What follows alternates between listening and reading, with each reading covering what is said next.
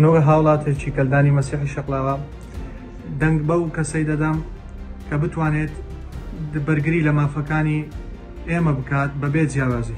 وەکو ئافرەتێک هیوادارم دەنگ بدەین ئافرەتان چینەچی بەهێزی کۆمەڵگەن بۆیە دەمانەوێت مافەکانمان لە بەغدا مافی ئافرەت بەدەستبێنین بە کاندیدەکی بەهێز لە ئەنجومەنی نوێنەرانی عێراق. من وەکو گەنجێک بڕیارم داوە دەنگ بەو لایەنە بدەم کە مافی گەنج دەستەبەر دەکات و بڕوای بە نوێبوونەوە بەرەو پێشچوونی گەنجانێ بۆیە بڕیارمدا دەنگ بدەم.